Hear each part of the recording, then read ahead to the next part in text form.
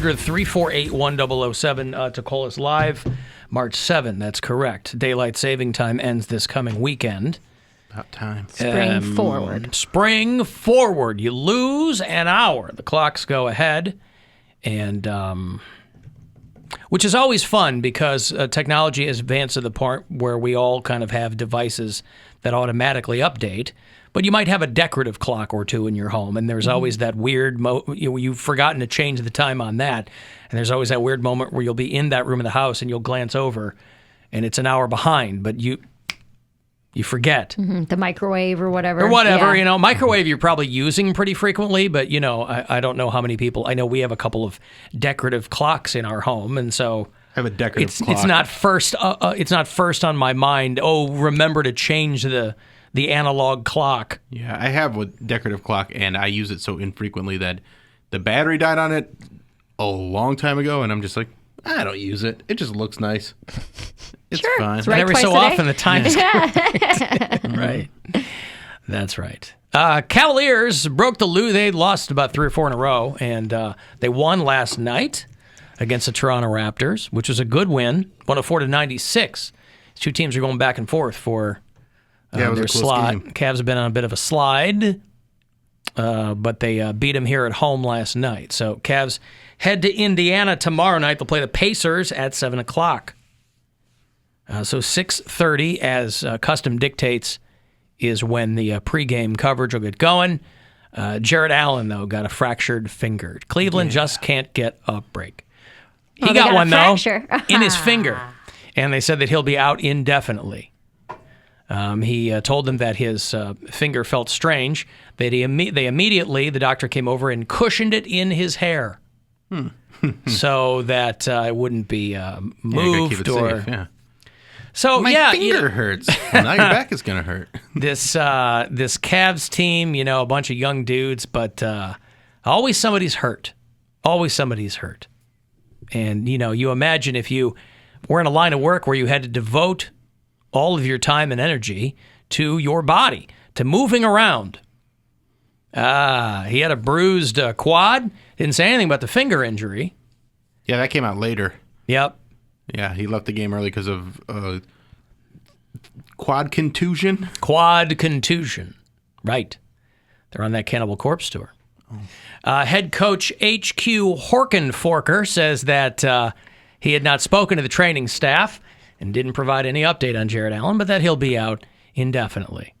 Speaking of out, did you go out on a school night last night? Did I go out? Yeah, weren't you supposed to go see Prong or something? Well, I was going to, and then at the last minute, I made a game time decision to change my plans. And had a couple of drinks with some buds. That's right. So you still went out? Still went out. Just a different plan. Just closer to the hood. Yeah, different plan. Yep. Because I thought about it, I only bought one ticket because those shows, I don't drag Gwen to those metal shows. And Overkill and Prong were playing the House of Blues last night, and so I dip in and dip out. I go, a lot of times the bands I want to see are not the headliners, so I don't have to wait around for a long, long time. And I had just seen Prong a couple of months ago over there, and I like them a lot, so I'll reflexively buy a ticket when I know they're coming. But at the same time, I'm like, I don't know that I'm going to go downtown at 9 o'clock on a Sunday night to park and go to the House of Blues and blah, blah, blah. Didn't have it in me. And then a buddy of mine texted and said, hey, a couple of us are going to have a couple of drinks. I said, I'll be there. So that's what I did. Still went out on a school night. Went out. That's all. But I like was, I literally out for 90 minutes. I like to see you out on a school night. I think that's a big move for you. The big move? Yeah. Look at you, Well, I'm certainly not going to make it a habit, but I mean, it's, what are you going to do? What are you going to do? Leaving the nest. Huh? I said, look at you leaving the nest. Well, I leave the nest all the time. It's just I'm not prone to going and having a couple of gin and tonics at 10 o'clock on a Sunday night. So, I don't think that's so strange. But it was fine. Yeah, it was fun. Mm-hmm. Chew the fat, Did you get to see the new Batman movie? The Batman. I did. You did. Saturday morning I went to see the Batman. Nice. I saw it Saturday afternoon. And what a commitment. Isn't it like 4 hours? It's like 3 hours long, and it just takes up your whole day. Well, it's just literally a couple of minutes shy of 3 hours long. And then you've got the requisite 25 minutes of trailers or whatever. So you're in there for a good 3.5 hours. And it was fine. A lot of people have been asking me if I liked it because I said I was going to go see it, and I did. And I liked it. You definitely felt the length. Yeah. 224. Very, very long movie, but I think it was very, very well cast. I think Robert Pattinson is fantastic. As Really? Batman. I'm surprised you say that. Me too. He was good, yeah. He was really good. I Andy mean, Serkis was great. I loved Jeffrey Wright. He's fantastic. Yeah. I mean, it's they're all quality actors, and they had a very good, very dark script to work with, and I thought they did a good job. There's with it. not a single laugh in this thing. There isn't 1 minute of humor in this movie, but I thought the story was good. I mean, it was very long. They could have easily shaved off, 30 minutes, 45 minutes. Yeah. And I don't know how much they paid the Nirvana estate, but boy, did they play this song a lot in this movie. This movie comes every time they're trying to evoke some particular tone. Yeah. You hear Something in the Way by Nirvana swell up, and I'm like, wow, they're really. I like the song, but boy, did they get a lot of mileage out of this. It's like in Thor Ragnarok where they're like, oh, we got to pay for a Led Zeppelin song, we're going to use it a lot. Immigrant and then song. Matt Reeves is like, hold my beer, because I'm going to show you how often you can use a song in a movie. And it was the most I've ever heard of. I feel like it's half the movie. It's in there a lot. You don't sound very complimentary, Bill. I'm comparing it to the way you talk about other comic book movies. It's not my favorite. I liked it. It's barely a comic book movie. Yeah. There's no other attachments to this DC universe. People were just calling it kind of a detective movie that happens to have Batman in it. And I think that's a pretty... Yeah. Zoe Kravitz, that woman is gorgeous. She is. And, After all this time, too. She hasn't aged at all. How old is she? She's like 29 years old. Yeah, what are you talking about? late No, 20s. I thought she was in her 30s. She was married. I don't know. She was married to who? She's just a crusty old 30-year-old. Yeah, gross. I said she's in her 30s. Oh, she's 33, I see. Oh, still. She's great. How old is Robert Pattinson? He's Probably about that around the age, I same think. age, Yeah, okay. yeah. Yeah, he's 35, something like that. I'm horny for a lot of Hollywood actors, but Robert Pattinson is not one of them. Really? That jawline doesn't do it for you? No, I find him very off-putting for some reason. I do too, but I'm telling you, he was very, very good in this. I kind of soured on, somebody did a survey on what the best Batmen were, and Ben Affleck edged out Clooney or something, so I don't know if they were just surveying horny housewives or what, but no love for Will Arnett. Keanu's going to be Batman in this new superhero Pets movie that's coming out. But no, I liked it. Again, it's very long. It's good. Some people are saying they think it's the best Batman movie. I don't know that I would go that far, but it's absolutely missing all of the. Some of these movies can be super glitzy, and that was not this. I don't know. I just thought the tone of it was really good. I don't know that I would go see it again. Yeah, and that's kind of where I'm at, where I'm like, that was a lot. And I probably will see it again. Wasn't Avengers longer than that? Yeah, but that one... Was it? The Avengers Endgame was. Oh. But that one was such a... It had different feels to it. This one is... One tone all the way through. Sad for 3 hours. Yes. Rainy. It was like Blade Runner with Batman. And Yeah. Blade Runner and 7 was what I was thinking the whole time. And I'll tell you what, they very, very much missed out by having to make it PG-13.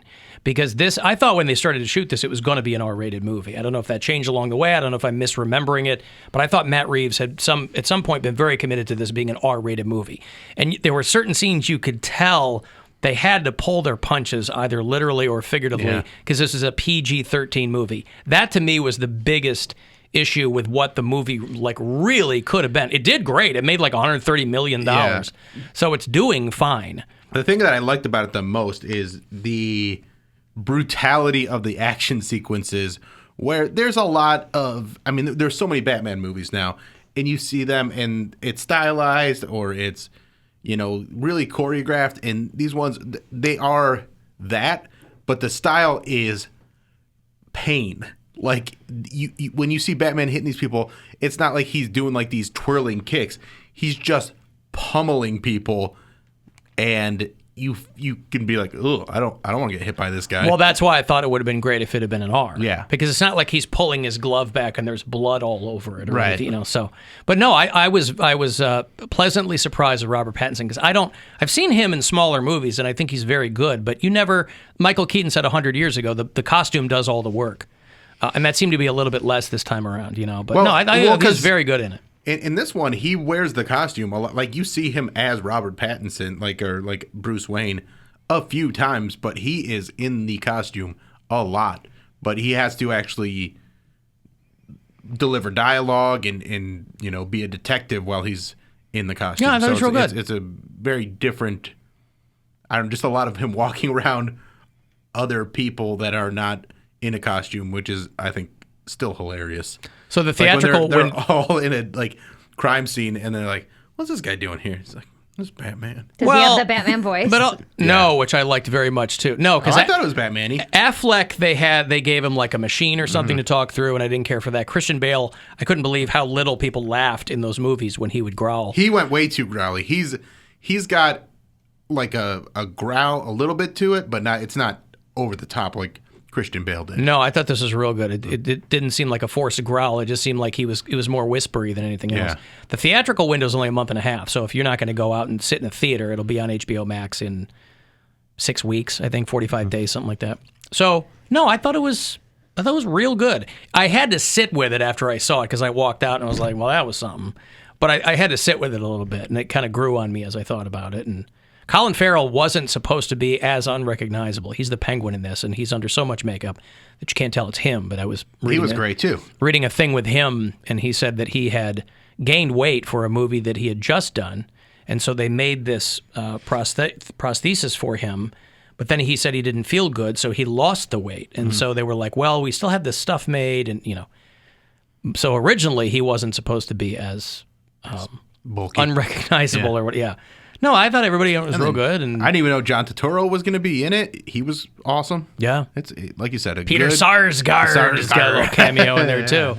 Yeah, no, it was good. I mean, it was absolutely a different tone than those other movies. Because even the Christian Bale ones, you think back to like Heath Ledger playing the Joker. There was so much, albeit dark humor, but there was so much humor in those movies by virtue of the fact that the guy's the Joker. Right. Yeah. Right? No Joker in this movie. So it's like super dark, not a single smirk in this movie. And he's not playing a Jim Carrey type Riddler either. Paul Dano plays it very straightforward, like I want revenge kind of thing. People like me who aren't into comic book movies, I always enjoyed going and seeing them because they were funny. Which I get. An action comedy is usually what I'm like, I will go see any, like all the Avengers, all the Marvel universe, even though I'm not invested in these characters at all. I can watch it and enjoy it and have fun. Because they are just kind of fun movies. Yeah, this does not seem like that. I wouldn't call this movie fun. Yeah. Like I was probably am not good. going to go see it then. Yeah, I don't No, think I you would not like recommend it. you go see it. Yeah. Because my thought is a time commitment like this has to be for the diehard Batman love people who are, because I went into it going, I don't know what this is going to be other than long and dark, but you didn't know. I went in as cold as I could go. And but it's 90 minutes before there's even like a big action sequence. So it's like you're halfway through. So it's more of a drama than anything else? Well, very much so. Very dramatic, but also very tense. It's very like a crime thriller. That's the one thing you might like about it is Figure it out. To figure it out. It's a bit of a figure it out. Except who's doing everything. Right. They're trying to get to him. But there's still things that you're trying to figure out and trying to tie things together. This movie for me was the closest in tone to if you've ever played the Batman video games.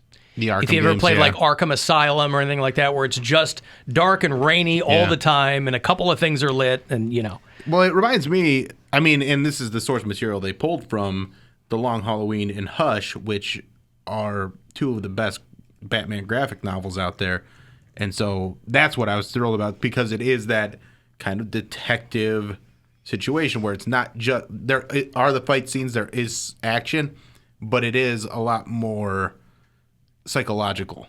So this isn't like cars blowing up and semi-trucks being flipped over, and like Dark Knight. No, not like that. Not like that. no. Okay. And plus, Long Halloween had like everybody in it. Yeah. It had all the villains in the Long Halloween. Yeah. So they definitely, pared it down to a single story, but there's still the figure it out aspect. Yeah, I mean, again, a slight complaint is that I don't think the movie really has a payoff for how long you're sitting there. It, like, just kind of, oh, they got to save this person now. And, it was, I don't know. It was good. I liked him a lot more than I thought I would playing Batman. But again, I wouldn't recommend it to anybody who's not like a huge fan. This is not a movie you would go casually see. Well, that's what I'm curious about, too. That's what yeah. Because I feel like there were a lot of people that were casually seeing it. Because, I mean, there are a lot of diehard Batman fans, but I saw a guy take his kid, and the guy was pretty into it, and his kid was probably 8 or 9, and the kid For had 3.5 hours, that kid's going to be squirming in his seat after 45 minutes. I saw him walking out. The kid had a lot of questions, and I just couldn't Yeah. imagine that being your introduction to Batman. Because the first Batman movie I saw was the 1989 one, which is it's not super campy, but It's cartoony. A cartoony action film. And this one is not that. No. So I couldn't imagine sitting through, if I would have seen that at the age that I saw the 1989 Batman, I would have been like, I don't know if I give a crap about Batman. Batman kind of sucks. Yeah. He's a sad little boy. Yeah. Speaking of seeing things, I started Curb Your Enthusiasm yesterday. You started it. I've caught clips. Show's been on for 20 years. I know it has. I've caught clips here and there, Yep. but I've never watched it all the way through. It's pretty good. It's crazy how young Larry David looks in that first season. Because it's only 11 seasons, but it's been on for 20 years. And it's so grainy. Like from Yes. 2000, it's Yeah. like, it looks like someone's filming it on a camcorder. Garland's like downright skinny Yeah. in that. Here's what I will say. I'm only 2 episodes in, but I don't really like this show. It's not for everybody. And Did you like Seinfeld? I know, again, I've never It's a watched different full episodes It's a different of it. kind of show, but that same kind of Well, you tone guys, is still there. everyone talks about how Curb Your Enthusiasm is like one of the best shows ever written. You guys quote it all the time. You guys like reference it. And I'm like, this feels like something I should love. And I'm sitting and watching the first 2 episodes with my boyfriend, who is cackling. He is laughing so hard, and he's seen it through before. And I'm like, oh, that was funny, And I'm like, maybe it just needs time for characters to develop for me to get more into it. Well, there is but no character development. So if you don't like the show from the beginning, It's this. Along the way, I like Pretty much. I like the show a lot, and I like Larry David a lot. But there were times where you'd be like, first of all, nobody would act like this. It gets kind of tiresome because it's kind of the same thing in different scenarios. I felt like that after 2 episodes. You're not going to sit through 11 seasons if you don't already like it. Because Did I you get was to like- Porno Gil with Bob No, Odenkirk? no, I've Okay. only had 2 episodes where the one with the pants tent is the very first Yeah. episode, and then He gets the kid the sewing machine. no, I don't Oh. even remember what the second one. Oh, it's someone they gave away his bowling shoes, and he's in love with Mary Steenburgen. Okay. And Ted Danson. Either way, I'm literally only 2 episodes in, but it is one of those where I'm like, it is almost exhausting to watch this show. Yes, if you feel like that 2 episodes in, I'd bail out now. Yeah. Don't even Because there's like, I'll 11 give it a seasons. season. There's 11 seasons, but there's no. It's like Seinfeld. Their motto was like no hugging, no learning. There's no growth. Yeah. Same thing with this show. It's like there's no character growth. It's fun when JB Smoove comes in later on, Yeah. and because he's funny. That's a fun interplay. Well, but if I you think it don't, does get a little sillier, though. I think Like, you're if right. anything, but yeah, I don't think if you don't like it, It's not that I don't like it. I understand what they're doing, but I do not enjoy it the way that my boyfriend was enjoying Yeah. it. I do not. Because it's heavily improv too. So if you don't like the direction they're going, they're like, you're not going to like it. So I guess I don't know. I guess my thing was that I was like, I feel like I can watch 2 episodes at a time. I don't know if this is a show I could binge. Because Well- even during the second episode, I started to wander. I started to like reach for my phone and like, But I also, just didn't. my thought is always, it's very rare that the first season of anything is going to knock it And out of that's the where I park. was like, Yeah. maybe I just need to give it a season or 2 and see how it goes. Well, skip ahead. Like I said, that show doesn't change that so, much. so if I go into season 3 and just start, I'm not going to miss 5 or so- anything. yeah, Okay. I I mean, there's Uh-uh. there's things that happen, but it's not exactly like canon where they're like, remember back that like you don't need a recap for each episode. It's usually Larry makes someone mad and then he doesn't want to apologize for it. Yeah. And so that's Okay. that's the formula for 11 seasons in 20 years. And also, all I could hear in Larry David. I have not been exposed to a lot of Larry David. Joe List sounds exactly like Larry David. Oh, and, yeah? Oh, my God. And you're not going to be able to unhear it now. Joe List is a comedian Yes. who's been on this show a number of times. Yeah, he's got a couple specials out and things like that, but I'm watching it and I'm like, oh my God. I was saying Larry David sounds like Joe List, but Joe List is like 35. But I was listening to it and I was like, oh wow, this is identical. So I think that took me out of it a little bit too, that as Larry David's talking, I'm picturing Imagine being someone so else. familiar with Joe List's voice. I just worked with him like 3 off. weeks ago. I know, but to memorize his voice, Mary, well, pardon me. I just worked with him. I've worked with a lot of people, and I couldn't tell you what their voice sounds like right Okay. about now. Well, Whatever. no wonder your boyfriend was laughing. Okay, here we go. No wonder she doesn't like this show. It sounds just like Joe List. She just worked with him. Larry David's ripping off Joe List. How dare you? Yeah. I would recommend watching Californication. I do like that show a lot. Yeah, that was I a watched great show that with David Duchovny. My ex watched that first run. Is David Duchovny the X-Files guy too? Yes. Yeah. Okay, so I knew I had recognized him from something, but when my ex was watching Californication, I was like, this guy is hot. Like, who is this? And then I was like, 10-year-old Mare thought this guy was hot Yeah. too. Like, He went a little too method on that show, too. That's when he ended up getting divorced and said he was a sex addict and all that stuff. Yeah. So anyway, before I go to break, Bill, the Batman, your grade on the Batman. I'll give it an A-. wow. Yeah. I think that's what I'd give it. Really? B+ A-. Yes. I enjoyed it. There's a lot going on there.